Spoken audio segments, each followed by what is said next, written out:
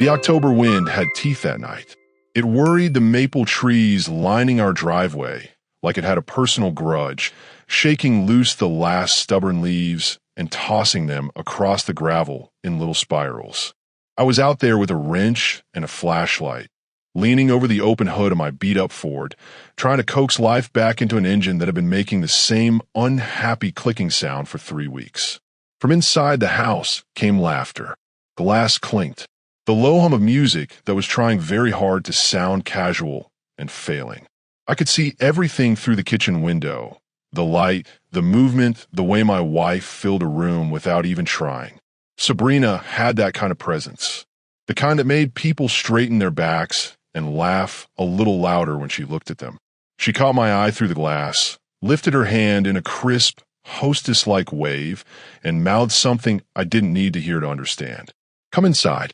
Now, I wiped my hands on an old rag that used to be a white t-shirt, took a second to stare at the house, and felt the familiar weight settle behind my ribs. 5 bedrooms, 3 bathrooms, a mortgage that could qualify as a minor personality disorder. Sabrina had insisted we needed the space. For entertaining, she'd said when we signed the papers. For networking. For clients. I ran a marine salvage operation out of the marina. I dove, I pulled wrecks, I hauled scrap, I fixed gear, I took contracts that smelled like salt water and diesel and honest work. My clients pay me to go into cold, dark places and come back with something valuable. Sabrina's world was the opposite. Glass buildings, conference rooms, long emails, deals written in language that made you feel stupid on purpose. She was a corporate attorney. Brilliant, relentless, the kind of person who could speak calmly while cutting you apart. Tonight's guests weren't my people. Not really. They were her colleagues from Morrison and Burke. A couple of neighbors who only came to our place because they liked the idea of knowing someone with a law degree. A handful of spouses who hovered at the edges, smiling too hard, trying to remember everyone's titles. I closed the truck hood, pocketed the wrench, and walked toward the front door like I was stepping into someone else's life. The smell hit me first. Expensive perfume layered over expensive wine, layered over catered food, arranged so neatly it looked like it was afraid to be eaten. Our living room had been transformed into something that belonged in a lifestyle magazine. Candles everywhere, fresh flowers that had to cost more than my last boat repair, little appetizer trays that seemed designed to make people feel elegant while still hungry. There were 20-something people packed in, all dressed like they'd wandered in from a board meeting. And Sabrina. Sabrina looked like she'd been designed. Black cocktail dress. Hair perfect. Makeup applied with the precision of someone who doesn't believe in accidents. She held a champagne flute like it was part of her hand. "There he is," she called, bright and sweet. "Miles, honey, come here. We're ready." Ready. Like this was a product launch. I moved through the crowd, nodding at people whose names I didn't trust myself to remember. I felt hands clap my shoulder.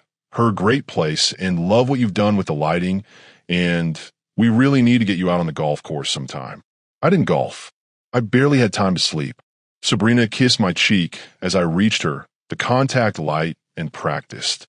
For a second, her perfume filled my head, and I had the strangest thought. If you bottled ambition, it would smell like this. "Smile," she whispered without moving her lips. "This is important." Then she turned to the room, lifted her glass, and her expression shifted into something performative and magnetic. "Everyone," she said, and the room obeyed instantly. Conversation softened. Bodies angled toward her. "I need your attention for a very special announcement." I found myself looking around, not at her, but at the people.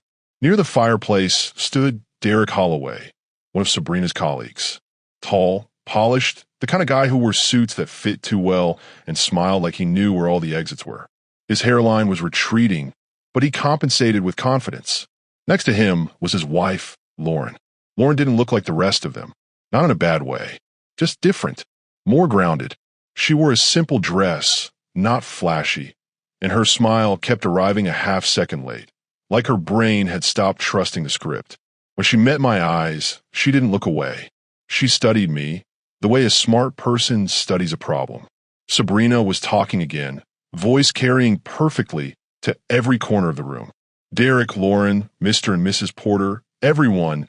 As you know, Miles and I have been married for 8 wonderful years, she said. 8 years. I thought about our wedding photo on the mantel.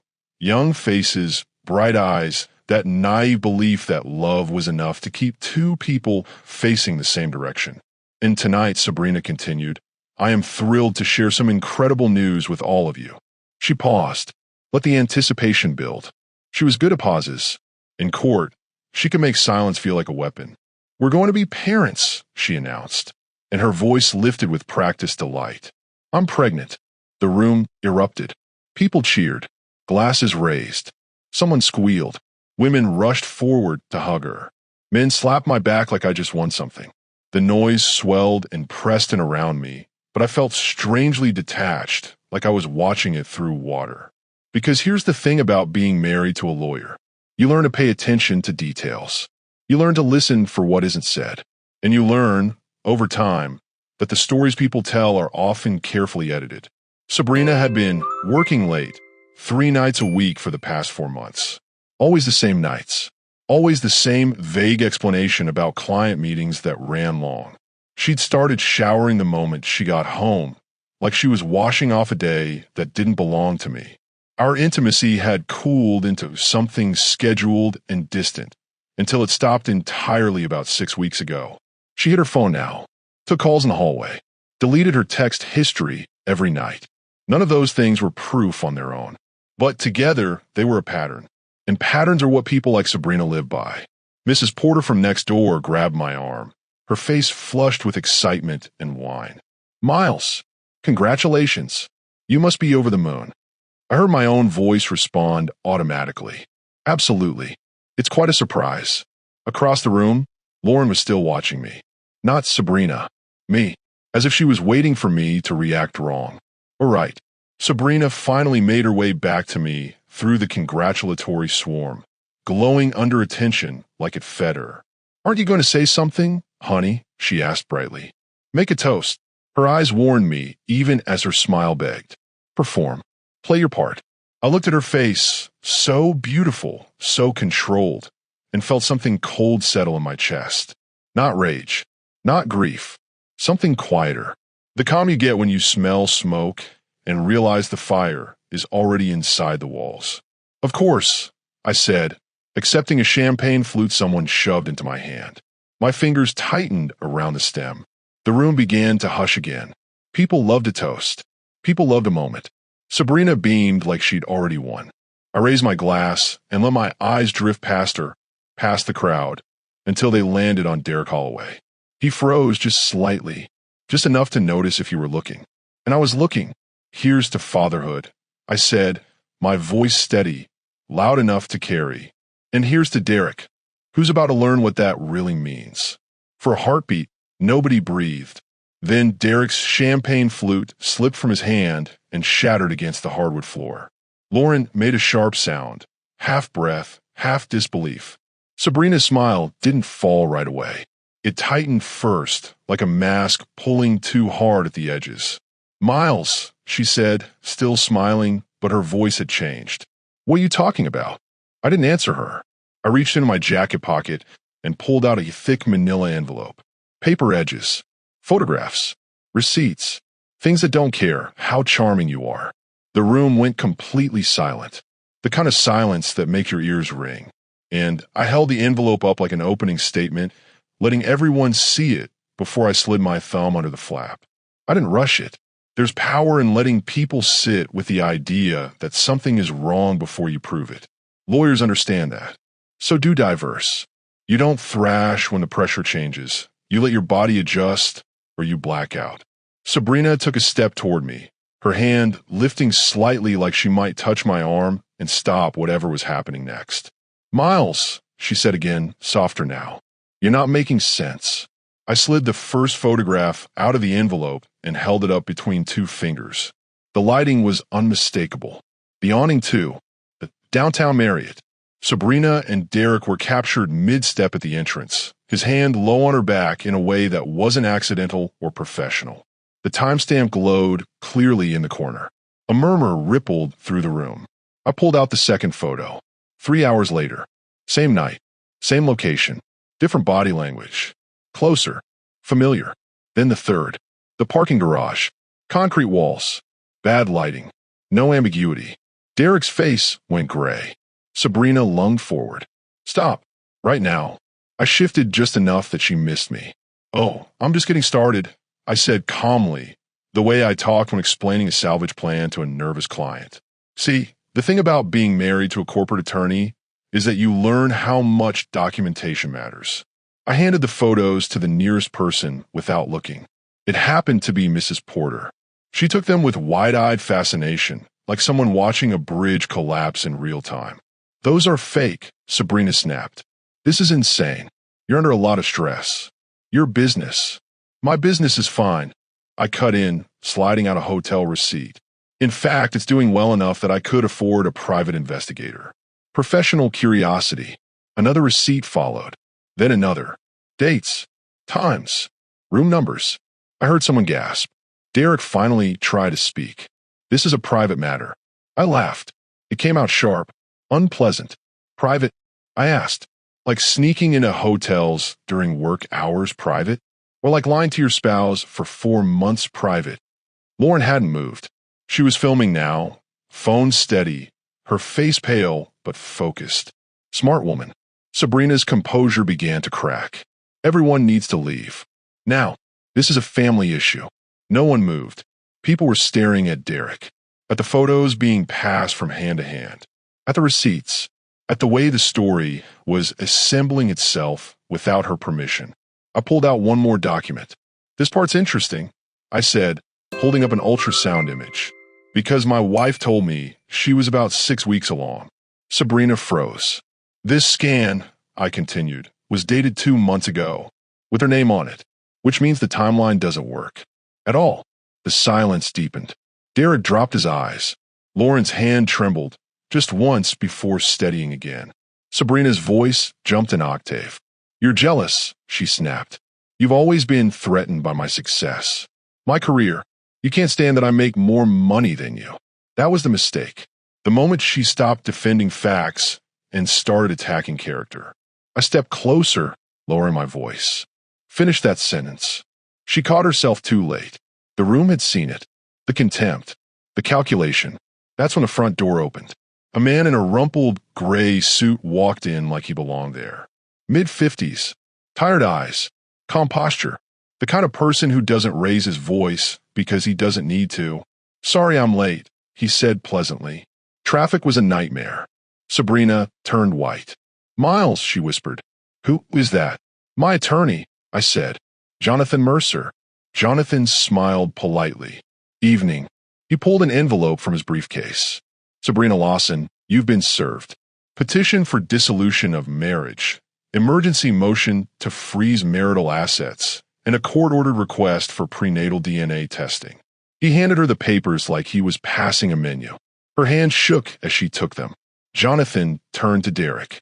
And you, sir, may want to speak with your wife's attorney. Divorce proceedings will be initiated first thing Monday. Lauren didn't look at Derek. She looked at me. Then she smiled. Not kindly. Sabrina exploded. This is a setup, she shouted. You're trying to ruin me. My career.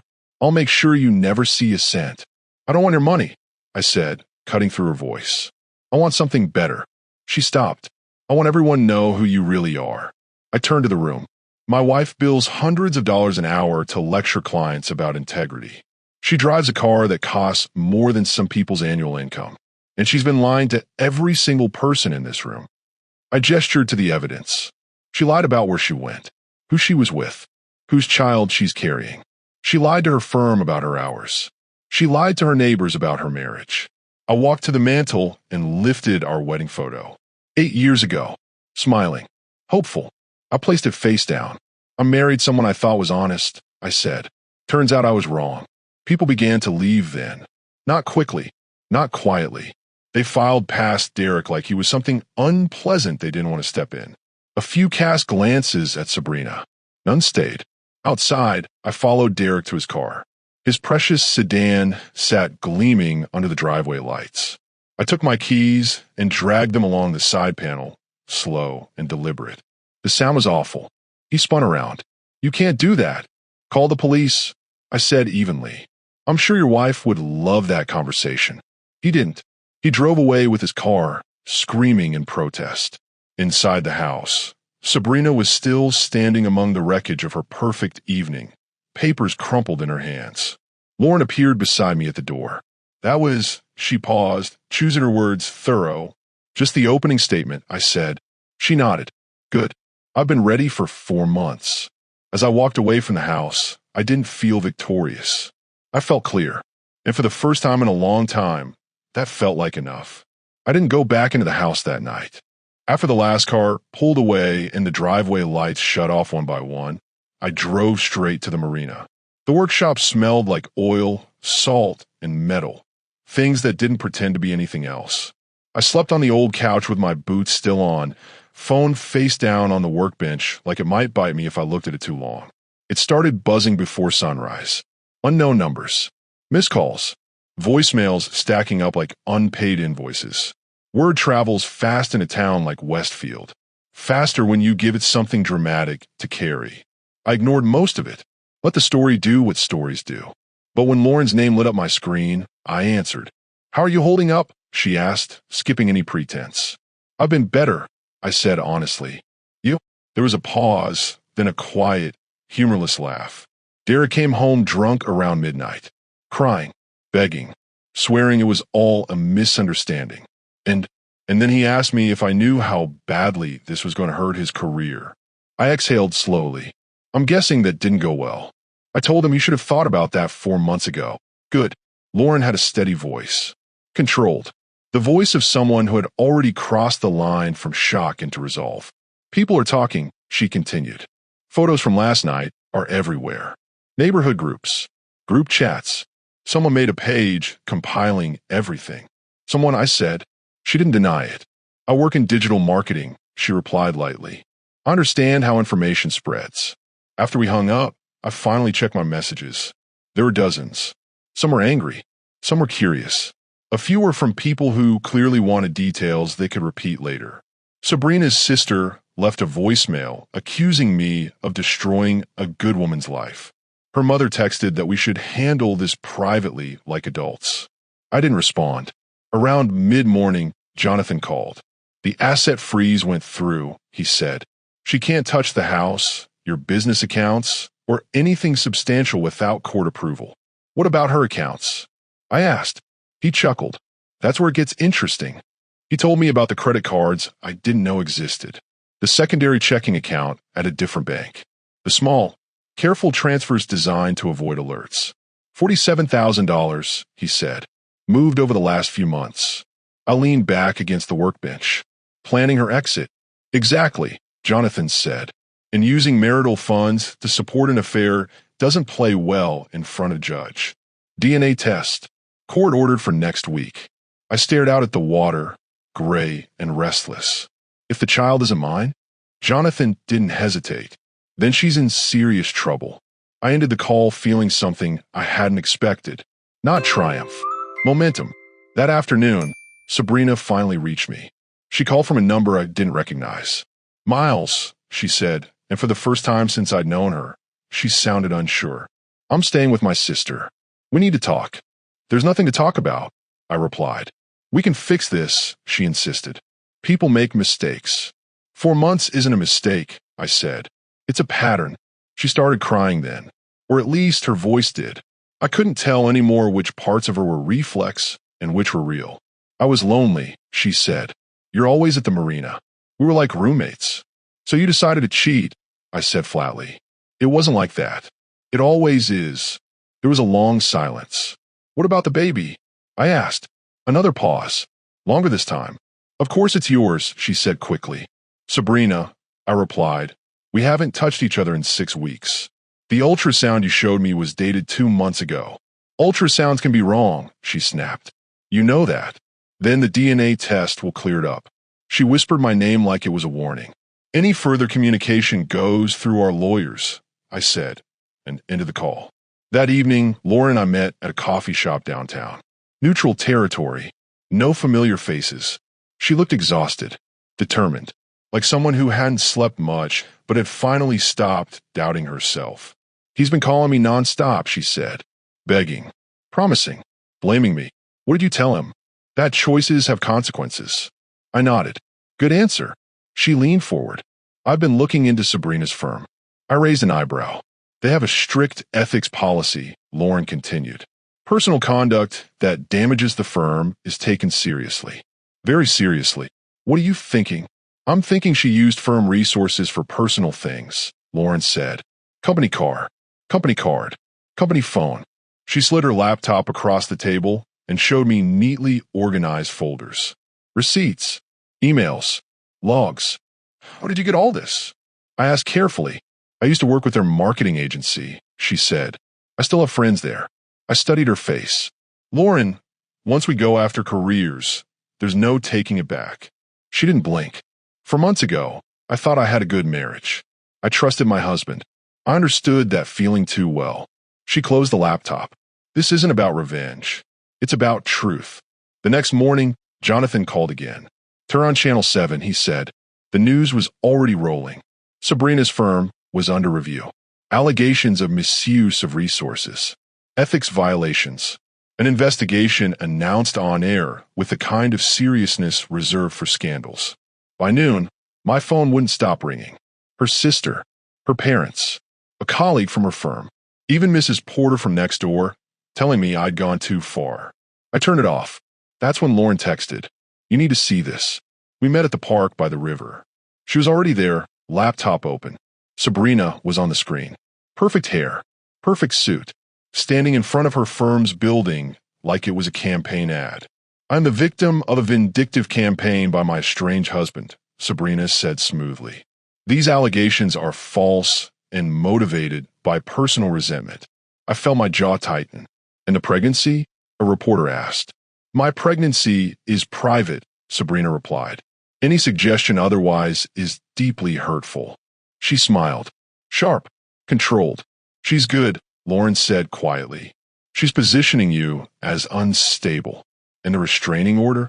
Lauren nodded. Filed this morning. I felt the ground tilt slightly. She's declaring war, Lauren continued. Publicly. I took a slow breath. Then we stopped reacting, I said. We let her think she's winning. Lauren looked at me, something fierce in her eyes. And when she gets comfortable, she said, she'll make a mistake. We sat there, watching the river move past like nothing had changed. But everything had. By Wednesday night, I understood something I hadn't before. The affair had been the spark, not the fire. The fire had been burning long before I ever smelled smoke. Lauren showed up at the marina after sunset, her car headlights cutting across the docks like searchlights. She didn't bother with small talk. She set her laptop down on my workbench, opened it, and turned the screen toward me. I found something else, she said, and this changes everything. I leaned in. Rows of numbers filled the screen. Accounts, transfers, dates, routing codes. At first, it looked like noise. What am I looking at? I asked. Your wife opened a business account 18 months ago, Lauren said, under the name SL Consulting Services. I frowned. She never mentioned it. She wouldn't, Lauren replied, because it doesn't officially exist. She clicked through screens, each one worse than the last. Money moving in and out. Small transfers at first, then larger ones. Payments routed through shells, consulting fees that didn't belong to her, settlement funds that should have passed through her firm's trust accounts. How much? I asked quietly. Lauren didn't hesitate. Just over $200,000. The workshop felt suddenly smaller. That's not creative accounting, I said. That's theft. She was skimming client money, Lauren said, and using firm resources to do it. Company card, company phone, company car. Everything ties back. I ran a hand over my face. How did you even find this? Lauren hesitated for the first time since I'd known her. I noticed inconsistencies when my company worked with her firm last year, she said carefully. I flagged them. Then when I learned about the affair, I looked deeper. Deeper how? I pressed. She met my eyes, enough to know she was planning to disappear. The pieces slid into place all at once. The hidden money, the cold distance, the pregnancy announcement time just right. The affair with a man who believed she was simply successful, not criminal. She was never planning to stay married to me. I said. No, Lauren replied. She was securing an exit. I sat down on a crate, the weight of it finally settling in my bones.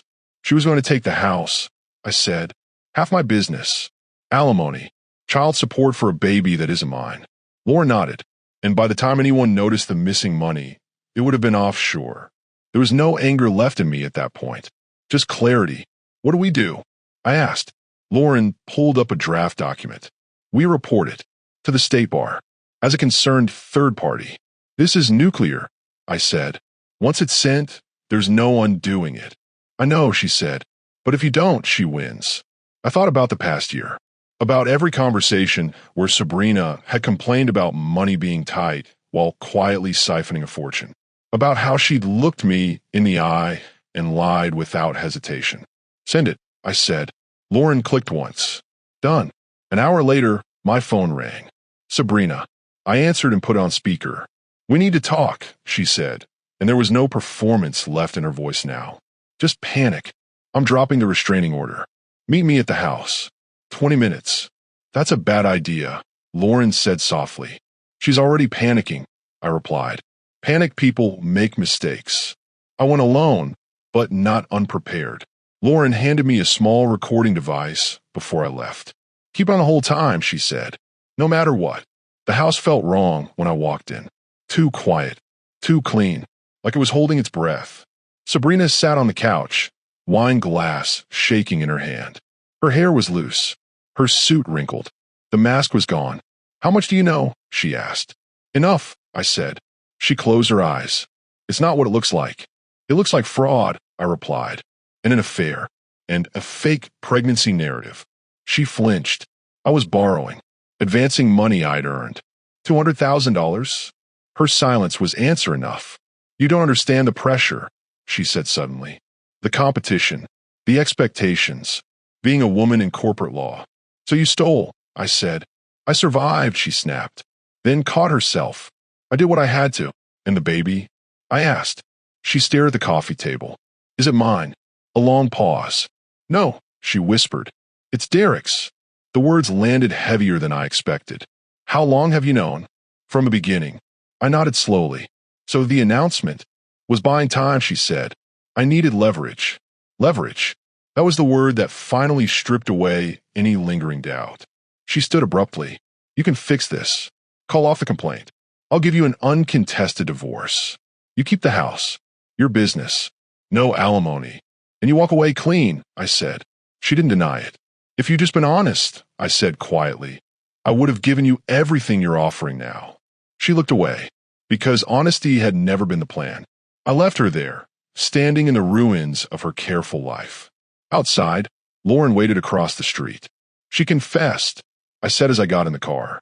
Everything. And you recorded it. I held up the device. Good, she said, because tomorrow, her firm get a very thorough package. As we drove away, I realized something unsettling. This wasn't about revenge anymore. It was about stopping someone who would have destroyed everything in her path without blinking. And the worst part? She almost succeeded. Friday morning came in gray and cold, the kind of weather that makes everything look stripped down and honest whether it wants to be or not. I was at the marina early, coffee going cold on the workbench while I pretended to focus on an engine I'd already rebuilt twice. My mind kept circling the same thought. Once you light a fuse, you don't get to decide how fast it burns. My phone rang.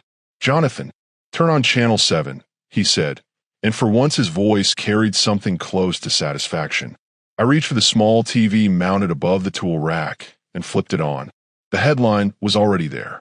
Prestigious law firm places attorney on leave amid fraud investigation. The reporter stood in front of Sabrina's office building, the glass facade reflecting the dull sky like a mirror that didn't flatter anyone. Behind her, the firm's logo looked smaller than it had earlier in the week. The managing partner appeared next. No smile this time. We are taking allegations of financial misconduct very seriously, he said. An internal review is underway, and we are cooperating fully with the State Bar Association. The words misappropriation of client funds followed shortly after. I turned the volume down and sat on the edge of the workbench. That was fast, I said into the phone. They don't wait when reputation is on the line. Jonathan replied.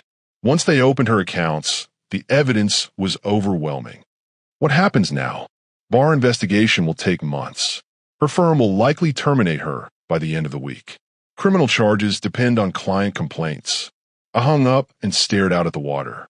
This was what consequences looked like when they moved at full speed. An hour later, my phone rang again. Lauren, did you see the news? She asked. I did.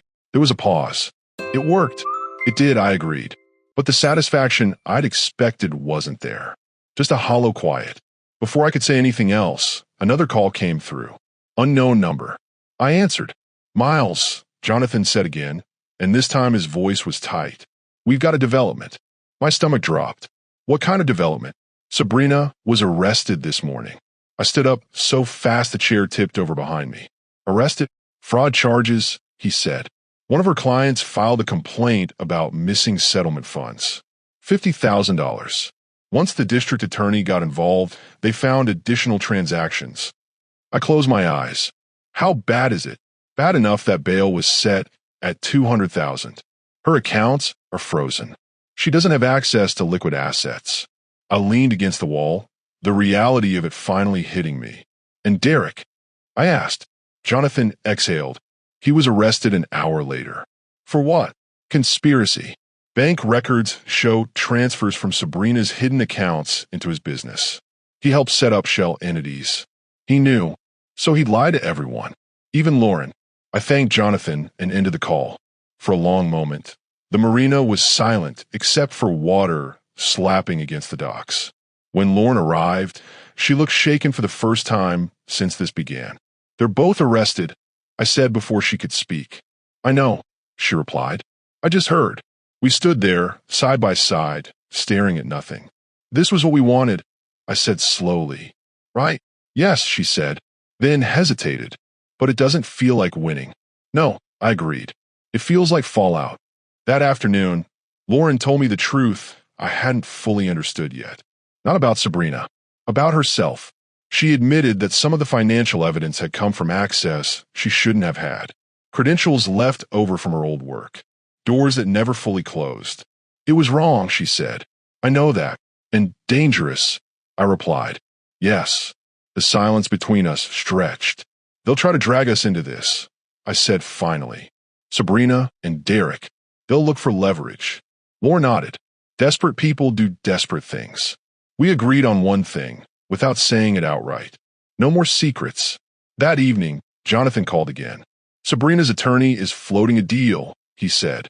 Full confession, cooperation, reduced charges. And me. She wants you to withdraw anything you can. I can't, I said, and I won't. He didn't argue. The next day, the story went national. A successful attorney brought down by financial misconduct and an affair that unraveled everything. The comments were brutal, unforgiving, impersonal. People love a fall. I watched from a distance. Phone turned face down. Workshop doors opened to let the cold air in.